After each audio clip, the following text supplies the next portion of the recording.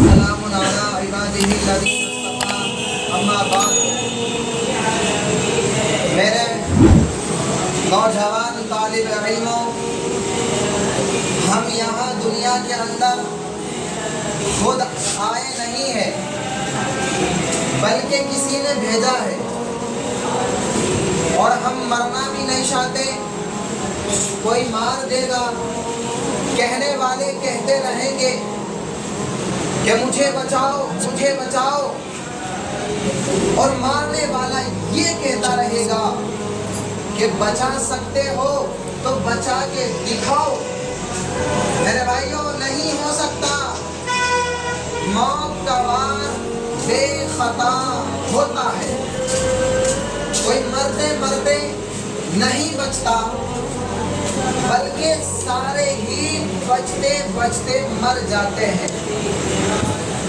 موت جب وار کرتی ہے کبھی خطا نہیں جاتا۔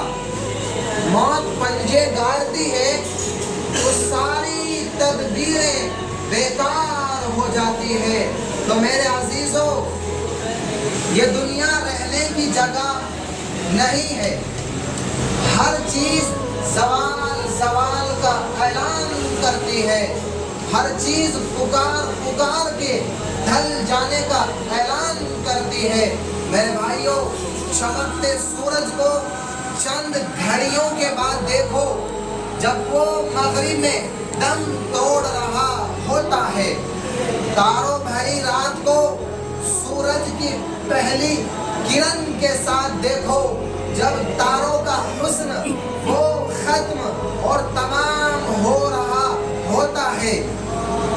14ویں کے چاند کے بعد 20ویں رات کا چاند دیکھو، جب وہ مغرب میں دم توڑنے کے قریب آ چکا ہوتا ہے۔ میرے بھائیوں، آج کی شکلیں اور ہیں، چند سال کے بعد شکلیں اور ہوں گی۔ پھر جنہوں نے پالا پوسا، جن گھروں کی ایک ایک اینٹ سے جی لگا، جب جان نکلے گی وہیں سے لوگ اٹھا کر مٹی کے دیس میں چھوڑ دیں گے۔ میرے بھائیوں، مٹی کی چادر ہوگی، مٹی کا گھر ہوگا، اور اندھیر کا راج ہوگا۔ تنہائیاں اور وحشتیں قیامت تک کے لیے وہاں ساتھی ہوں گی۔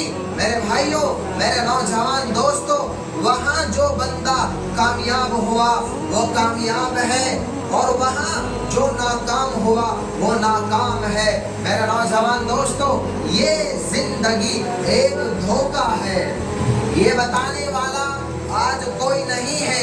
یہ ماں باپ بتاتے تھے، وہ بہک گئے، اور کالجوں اسکولوں میں یہ ذہن بنایا جاتا تھا، لیکن وہاں بھی مادہ پرستی ماحول میں کچھ کتابیں مل جایا کرتی تھی جن کو پڑھ کر کچھ آخرت یاد آتی تھی، لیکن وہ بھی ناپید ہو گئی۔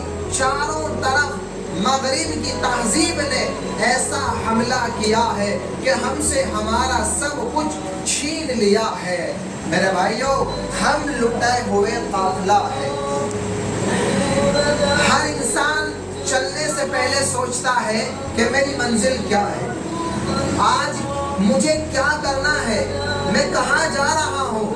تو میرے بھائیوں، آج کی دنیا ایسے نادان انسانوں کا قافلہ ہے جنہیں یہ نہیں پتا کہ میری زندگی کا مقصد کیا ہے، مجھے کس نے بنایا، مجھے کیوں بنایا، مجھے مار کے وہ کہاں لے جا رہا ہے۔ میں نے تو نہیں کہا تھا کہ مجھے بھیجو، لیکن اس نے مجھے بھیجا۔ میں تو نہیں چاہتا ہوں کہ میں مٹی میں جا کے منو مٹی تلے سو جاؤں، پر مجھے اور آپ کو اگلے لوگ پھینک کے آ جائیں گے۔ میں اور آپ یہ سب کچھ نہیں چاہتے، لیکن پھر بھی ہو رہا ہے۔ میرے بھائیوں، میرے ساتھ بھی ہو جائے گا، آپ لوگوں کے ساتھ بھی ہو جائے گا۔ تو وقت کا تقاضا یہ ہے کہ میں سوچوں تو صحیح، میں آیا کیوں ہوں، مجھے بھیجا کس نے ہے، میری زندگی کا سب سے پہلا سوال یہ ہے، پہلا علم یہ ہے کہ میرا خالق کون ہے؟